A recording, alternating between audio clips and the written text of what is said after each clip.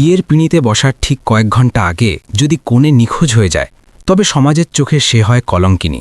কিন্তু সেই পালিয়ে যাওয়ার পেছনে যদি লুকিয়ে থাকে নিজের অস্তিত্ব খোঁজার এক অদম্য লড়াই, আর যে বরকে সে সেদিন মণ্ডপে একা ফেলে গিয়েছিল ভাগ্যের অদ্ভুত পরিহাসে 5 বছর পর যদি সেই তার ভাগ্যবিধাতা হয়ে সামনে এসে দাঁড়ায়।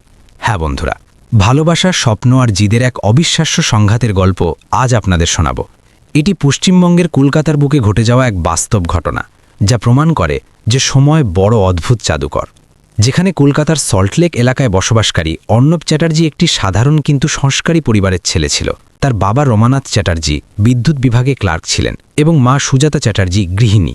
পরিবার খুব ধনী ছিল না, কিন্তু সম্মানীয় ছিল। অর্ণব ছোটবেলা থেকেই শান্ত, বুদ্ধিমান এবং দায়িত্বশীল ছেলে ছিল।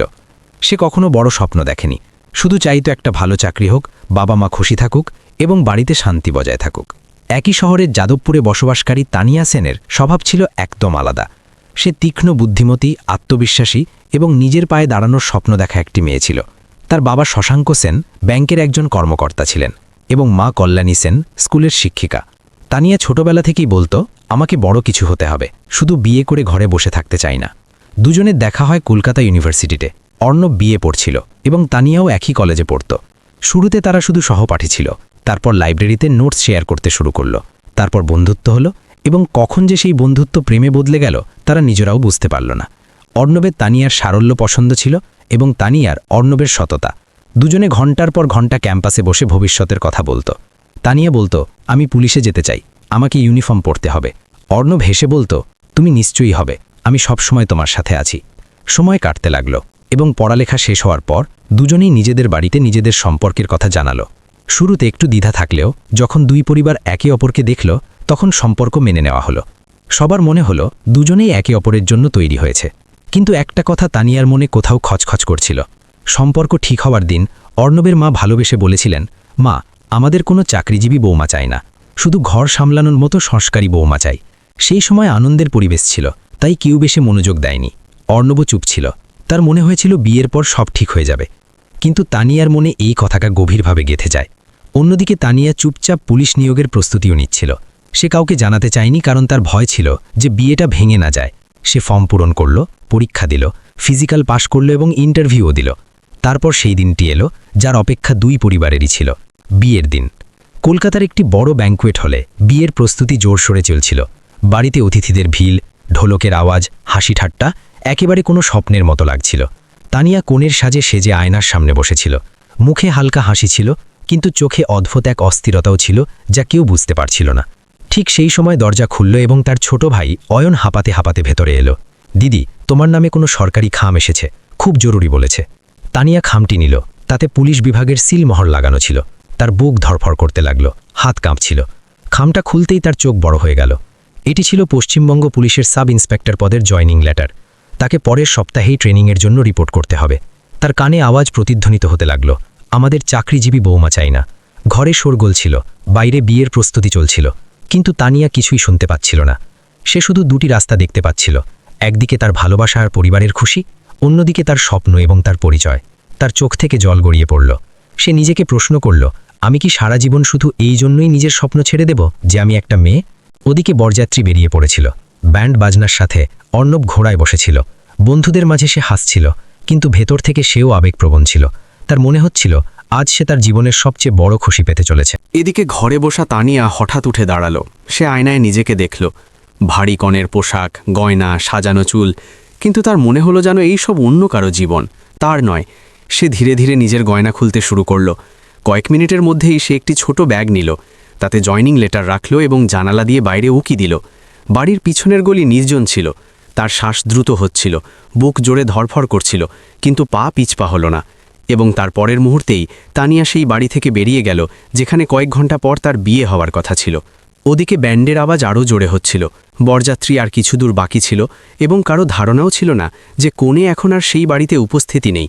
প্রায় আধ ঘন্টা পর যখন মেকআপ করা মেয়েটি তানিয়াকে তৈরি করতে ঘরে এলো, তখন সে স্তব্ধ হয়ে গেল। ঘরে কনের লেহেঙ্গা চেয়ারে রাখা ছিল, গয়না টেবিলে ছড়ানো ছিল, কিন্তু তানিয়া সেখানে ছিল না। প্রথমে তার মনে হলো হয়তো তানিয়া ওয়াশরুমে গেছে, কিন্তু যখন 10 মিনিট কেটে গেল এবং সে ফিরে এলো না, তখন সে নিচে গিয়ে তানিয়ার মা কল্যাণী সেনকে জানালো, আন্টি, তানিয়া দিদি ঘরে নেই। কল্যাণী সেন হাসতে হাসতে বললেন, আরে হবে কোথাও, নিজের বান্ধবীদের কাছে গেছে হয়তো। কিন্তু যখন পুরো বাড়ি খোঁজা হলো এবং তাকে কোথাও পাওয়া গেল না, তখন পরিবেশ হঠাৎ বদলে গেল। হাসির জায়গা নিল অস্থিরতা। আত্মীয়রা একে অপরের মুখ দেখতে লাগল। তখনই অয়নের মনে পড়ল, মা, দিদি ওই সরকারি খামটা পড়েছিল, তারপর সে খুব চুপ হয়ে গিয়েছিল। এবার সবার বুক ধরফর করতে লাগল। ওদিকে বাইরে ব্যান্ড বাজনার সাথে বরযাত্রী গেটে পৌঁছে গিয়েছিল। আতশবাজি ফাটানো হচ্ছিল, লোকজন নাচছিল, কিন্তু ভেতরের বাড়িতে হুলস্থুল পড়ে গিয়েছিল। কল্যাণী সেনের হাত কাঁপছিল। তিনি ফোন করলেন, কিন্তু তানিয়ার ফোন বন্ধ ছিল। কিছুক্ষণ পরেই সত্যিটা সামনে চলে এলো। কোণে পালিয়েছে। এই খবর বিদ্যুতের মতো পুরো বাড়িতে ছড়িয়ে পড়ল। ওদিকে অভ্যর্থনার জন্য দাঁড়িয়ে থাকা মানুষজন হঠাৎ ঘাবড়ে গেল। কেউ একজন ধীরে ধীরে গিয়ে তানিয়ার বাবা শশাঙ্ক সেনকে জানালো। তার মুখ এক নিমেষে ফ্যাকাশে হয়ে গেল। মনে হলো যেন পায়ের নিচ থেকে মাটি সরে গেছে। বরযাত্রী গেটে দাঁড়িয়েছিল এবং বাড়ির ভেতরে সম্মান ধুলোয় মিশে গিয়েছিল। অবশেষে ভারী মনে শশাঙ্ক সেন বাইরে এলেন। হাত জোড় করে অর্ণবের বাবার সামনে দাঁড়ালেন। তার গলা কাঁপছিল। ভাই সাহেব, আমাদের খুব বড় ভুল হয়ে গেছে। তানিয়া বাড়িতে নেই। প্রথমে তো কেউ বুঝতে পারল না যে তিনি কি বলছেন, কিন্তু যখন কথাটা পরিষ্কার হলো তখন যেন সব কিছু থমকে গেল। ব্যান্ড থেমে গেল, ঢোলের আওয়াজ বন্ধ হয়ে গেল, মানুষের হাসি হঠাৎ নিস্তব্ধতায় পরিণত হলো। ঘোড়ায় বসে থাকা অর্ণব কিছুই বুঝতে পারল না। সে নিচে নেমে জিজ্ঞেস করল, কি হয়েছে বাবা? কেউ উত্তর দিল না, শুধু সবার মাথা নিচু করা ছিল। অর্ণব আবার জিজ্ঞেস করল, তানিয়া ঠিক আছে তো? এবার তার বাবার চোখে জল চলে এলো। তিনি ধীরে বললেন, বাবা, তানিয়া বাড়ি ছেড়ে চলে গেছে। এক মুহূর্তের জন্য অর্ণবের মনে হলো যেন সে ভুল শুনেছে। কি? তার কানে যেন সব আওয়াজ বন্ধ হয়ে গেল। আশেপাশে দাঁড়িয়ে থাকা লোকেরা তাকে দেখছিল, কেউ দয়া নিয়ে, কেউ বা খোঁটা দেওয়ার দৃষ্টিতে। বন্ধুরা তাকে সামালানোর চেষ্টা করল, কিন্তু তার শরীর যেন অসাড় হয়ে গিয়েছিল। সে সেখানেই মাটিতে বসে পড়ল। চোখ শূন্য ছিল, যেন ভেতরে কিছু ভেঙে শেষ হয়ে গেছে। মানুষ নিজেদের মধ্যে ফিসফিস করতে লাগল। মেয়ে পালিয়েছে, সম্মান মাটিতে মিশে গেল, বেচারা ছেলে। অর্ণব একবার তানিয়ার বাড়ির দিকে তাকালো। হয়তো তার আশা ছিল যে সে এখনই বাইরে আসবে এবং বলবে যে এইসব একটা মজা ছিল, কিন্তু দরজা বন্ধ ছিল। কিছুক্ষণ পর সিদ্ধান্ত হলো বরযাত্রী ফিরে যাবে। ব্যান্ডওয়ালারা চুপচাপ তাদের যন্ত্রপাতি গোটাতে লাগল। বরযাত্রীরা কিছু না বলেই বাসে উঠতে লাগল। যারা একটু আগে নাচছিল এখন তারা মাথা নিচু করে দাঁড়িয়েছিল। অর্ণবকে তার বন্ধুরা ধরে বাস পর্যন্ত নিয়ে এলো। সে হাঁটছিল ঠিকই, কিন্তু যেন সে নিজেই জানত না যে সে কোথায় যাচ্ছে। বাস চলতে শুরু করল। পুরো রাস্তায় কেউ একটা শব্দ উচ্চারণ করল না। বাসের ভেতরে শুধু ইঞ্জিনের আওয়াজ ছিল, আর মাঝে মাঝে কারো চাপা কান্নার শব্দ। বাড়ি পৌঁছানোর পর অর্ণব সোজা নিজের ঘরে চলে গেল এবং দরজা বন্ধ করে নিল। সে না খাবার খেল, না কারো সাথে কথা বলল। সারা রাত সে ছাদের দিকে তাকিয়ে রইল। প্রতিটা স্মৃতি তার চোখের সামনে ঘুরছিল।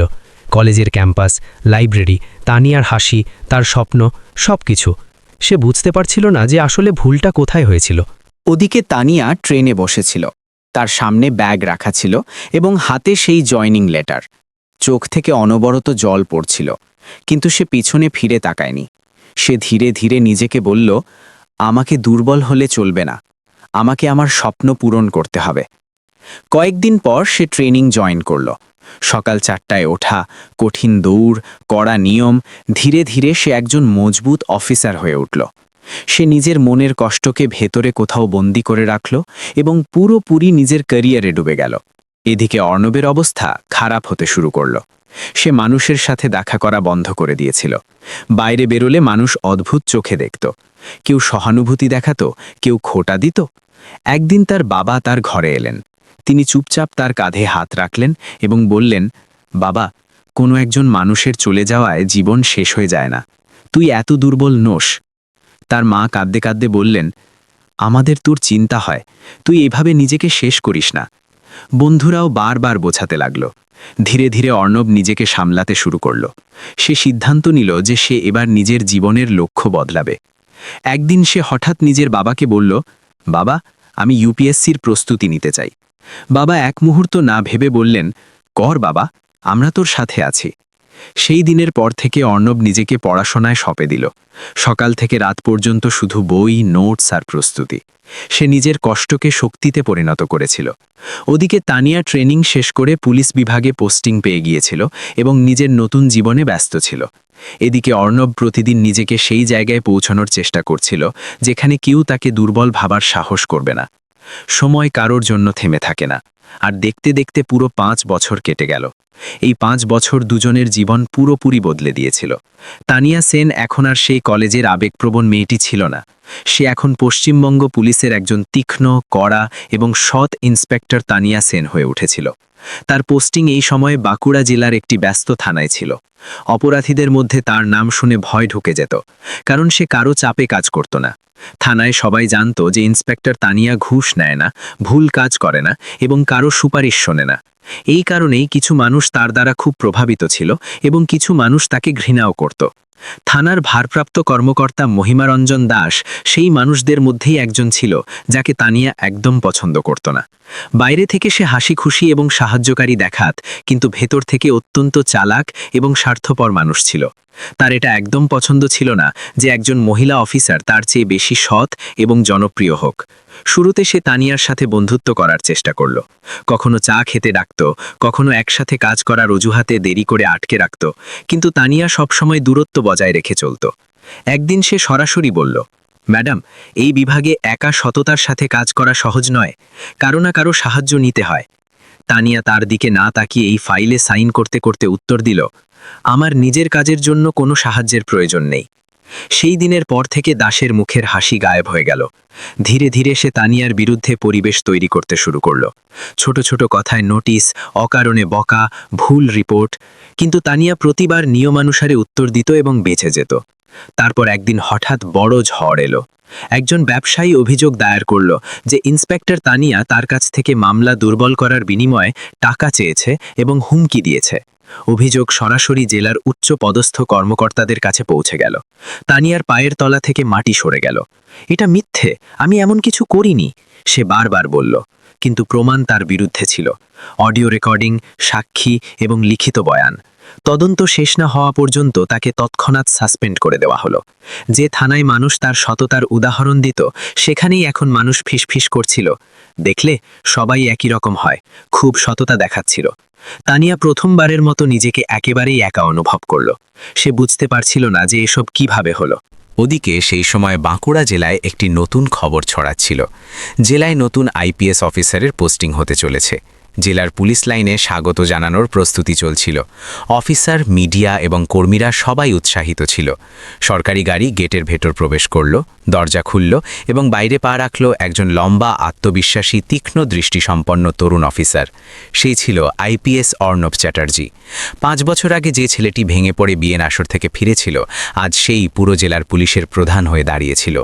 তার চোখে এখন সরলতার বদলে দৃঢ়তা ছিল, মুখে কষ্টের জায়গায় আত্মবিশ্বাস। এই 5 বছর তাকে ভেতর থেকে লোহার মতো মজবুত করে দিয়েছিল। জেলার দায়িত্ব নেওয়ার পর তার সামনে অনেক পেন্ডিং মামলা রাখা হলো। সেগুলোর মধ্যে একটি ফাইলের ওপর তার চোখ আটকে গেল।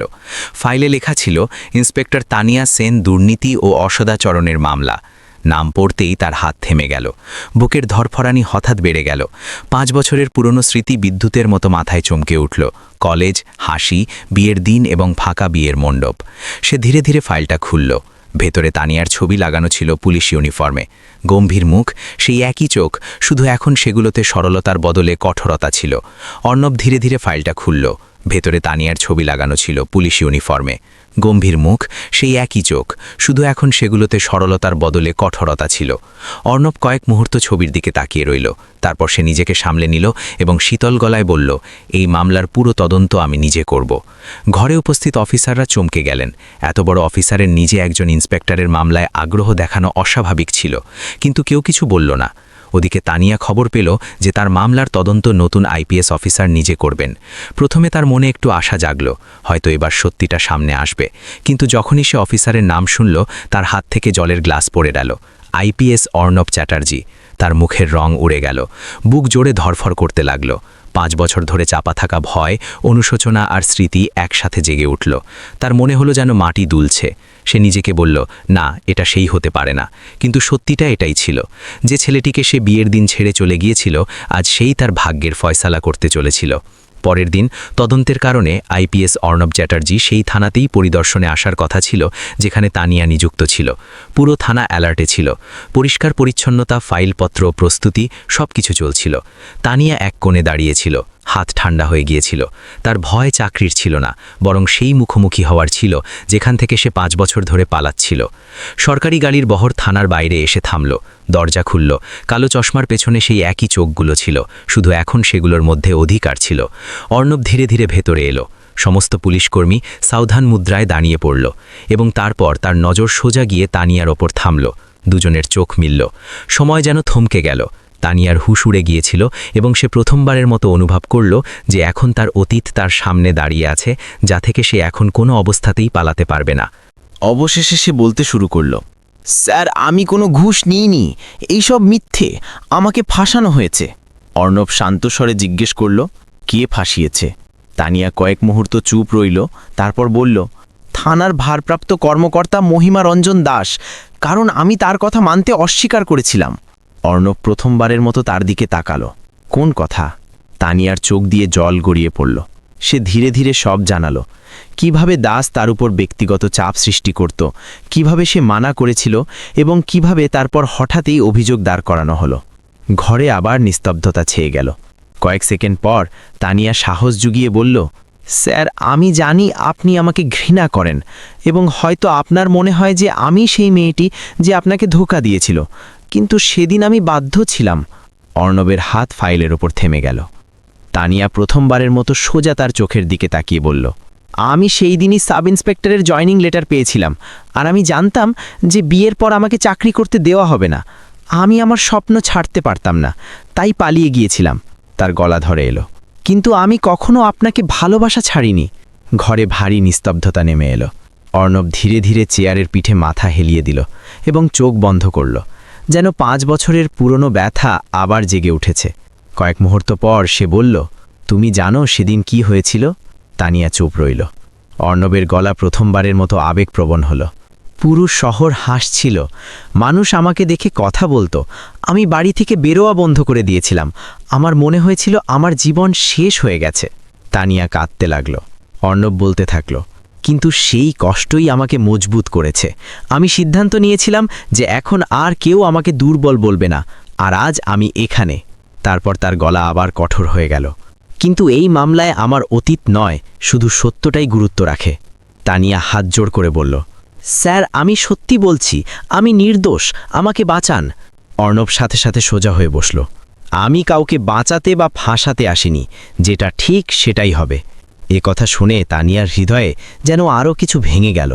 তার মনে হলো যে হয়তো সে সত্যিই একা। ওদিকে তদন্ত শুরু হয়ে গিয়েছিল। অর্ণব নিজে প্রতিটি প্রমাণ পুঙ্খানুপুঙ্খভাবে দেখতে শুরু করল। অডিও রেকর্ডিং, সাক্ষীদের বয়ান, কল ডিটেলস, সব কিছু। যত সে গভীরে যাচ্ছিল তত মামলাটি সন্দেহজনক লাগছিল। রেকর্ডিং এডিটেড লাগছিল, সাক্ষীদের বয়ান একই রকম ছিল এবং অভিযোগকারী ব্যবসায়ী বারবার নিজের বয়ান বদলাচ্ছিল। অর্ণব বুঝতে পারল কোথাও না কোথাও খুব বড় ষড়যন্ত্র রয়েছে। সে দাসকে ডাকল।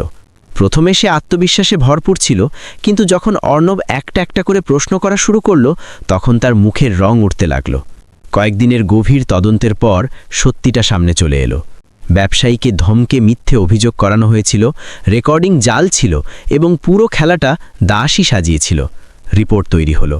ইন্সপেক্টর তানিয়া সেন নির্দোষ, থানার ভারপ্রাপ্ত কর্মকর্তা মহিমা রঞ্জন দাস দোষী। দাসকে তৎক্ষণাৎ সাসপেন্ড করে গ্রেফতার করা হলো। যখন এই খবর তানিয়া পর্যন্ত পৌঁছল, তখন তার চোখ থেকে জল থামছিলই না। 5 বছরে প্রথমবারের মতো তার মনে হলো যে ন্যায় বিচার এখনও বেঁচে আছে। কিছুক্ষণ পর সে অর্ণবের কেবিনের দরজায় টোকা দিল।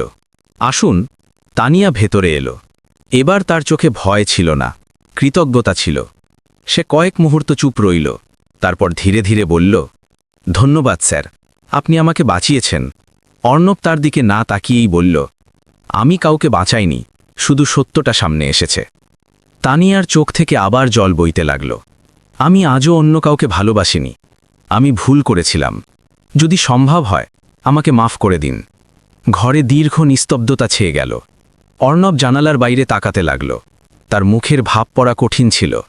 কয়েক সেকেন্ড পর সে ধীরে ধীরে বলল, সময় সব কিছু শিখিয়ে দেয়, হয়তো মাফ করাও। তানিয়া মাথা নিচু করল। তার মনে প্রথমবারের মতো আশার হালকা একটা আলো জাগল। সে জানত না যে এরপর কি হবে, কিন্তু এটুকু বুঝতে পেরেছিল যে গল্প এখনো শেষ হয়নি। সেই দিনের পর তানিয়ার জীবন ধীরে ধীরে ট্র্যাকে ফিরতে লাগল। বিভাগ তাকে আবার তার পোস্টিংয়ে বহাল করে দিল। থানায় যে মানুষগুলো আগে তার থেকে দূরত্ব বজায় রাখছিল, এখন তারাই সম্মানের সাথে ম্যাডাম বলে দাঁড়াত। কিন্তু তার ভেতরে যে ঝড় চলছিল সেটা কাউকে দেখা যেত না। প্রতিদিন ডিউটির পর সে ঘরে একা বসে থাকত এবং নিজেকেই প্রশ্ন করত, কি সত্যিই সব শেষ হয়ে গেছে, না এখনও কিছু বাকি আছে?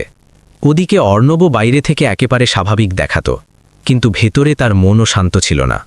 5 বছর আগের আঘাত, তারপর হঠাৎ সেই মেয়েটির সামনে আসা, এবং এখন তার কষ্ট, তার বাধ্যবাধকতা, তার সত্য, সব কিছু তার ভেতরে জট পাকিয়ে গিয়েছিল।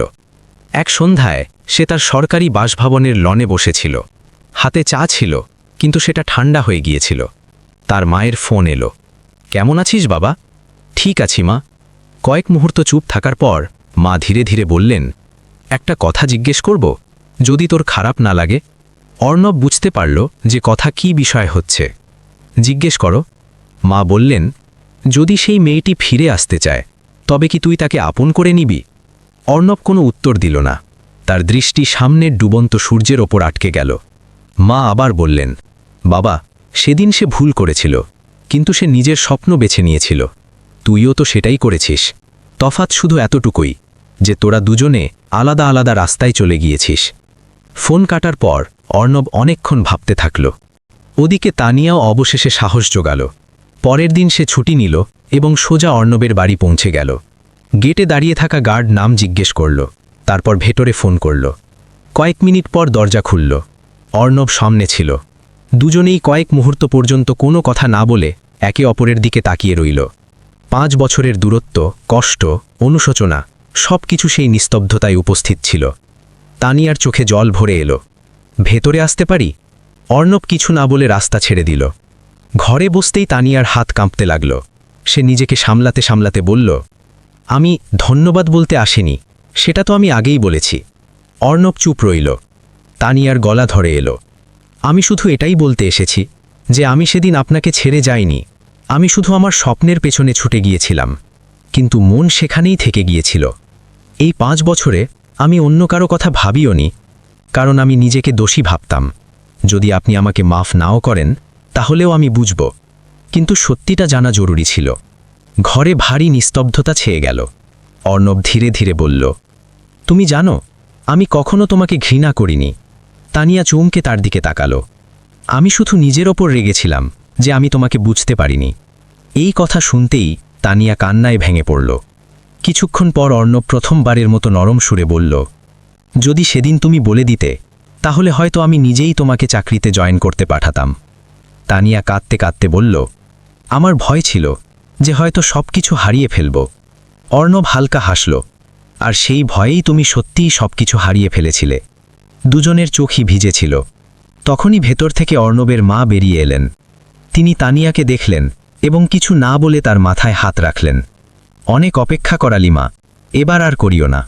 তানিয়া তার পায়ে হাত দিয়ে প্রণাম করে কাঁদতে কাঁদতে বলল, আমাকে মাফ করে দিন মা, আমি আপনাদের সম্মানে আঘাত দিয়েছিলাম।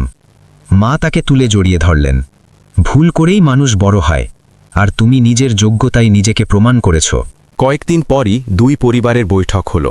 এবার কোনো শর্ত ছিল না, কোনো ভয় ছিল না, কোনো অপূর্ণ স্বপ্ন ছিল না। শুধু একটাই কথা ছিল, দুজন মানুষ যারা কষ্ট সহ্য করেছে কিন্তু একে অপরকে হারাতে চায়নি। বিয়ের তারিখ ঠিক হলো, তারপর সেই একই শহর, একই পরিবেশ, কিন্তু এবার গল্পটা আলাদা ছিল। যখন বরযাত্রী বেরোলো, তখন অর্ণবের মুখে সত্যিকারের হাসি ছিল, আর যখন তানিয়া কোণে সেজে মণ্ডপে এলো, তখন তার চোখে ভয় নয়, শান্তি ছিল। 7 পাক ঘোরার সময় দুজনের চোখ মিলল, যেন দুজনেই মনে মনে বলছে, এবার আর কোনো স্বপ্ন অপূর্ণ থাকবে না।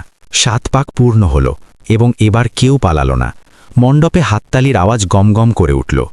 বাবা মায়ের চোখে খুশির জল ছিল, কারণ এবার এটা শুধু বিয়ে ছিল না, এটা দুটো অপূর্ণ জীবনের সম্পূর্ণ হওয়া ছিল। বন্ধুরা, এই গল্প থেকে আমরা এই শিক্ষা পাই যে জীবনে ভালোবাসা এবং স্বপ্ন দুটোই জরুরি, কিন্তু সবচেয়ে বেশি জরুরি হলো বিশ্বাস এবং খোলাখুলি কথা বলা। অনেক সময় আমরা ভয়ের কারণে সঠিক মানুষদের কাছেও সত্য লুকিয়ে ফেলি, এবং সেই ভয়ই আমাদের জীবনের সবচেয়ে বড় ভুল হয়ে দাঁড়ায়। যদি তানিয়া সেদিন অর্ণবের সাথে কথা বলতো তাহলে হয়তো 5 বছরের কষ্ট, একাকিত্ব এবং অনুশোচনা কাউকে সহ্য করতে হতো না। কিন্তু অন্যদিকে এটাও সত্য যে সত্যিকারের ভালোবাসা সময়, দূরত্ব এবং পরিস্থিতির প্রতিটা পরীক্ষা পার করতে পারে।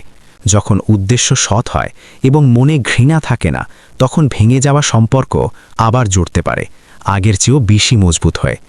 এবার আপনারা বলুন, যদি আপনারা অর্ণবের জায়গায় থাকতেন তাহলে কি আপনারা সেই মেয়েটিকে মাফ করতে পারতেন যে বিয়ের দিন আপনাকে ছেড়ে চলে গিয়েছিল? আর যদি আপনারা তানিয়ার জায়গায় থাকতেন তাহলে কি আপনারা নিজেদের স্বপ্নের জন্য এমনই সিদ্ধান্ত নিতেন? নিজেদের মতামত অবশ্যই কমেন্টে লিখবেন, কারণ আপনাদের মতামত অন্য কারো জীবনকে সঠিক দিশা দেখাতে পারে।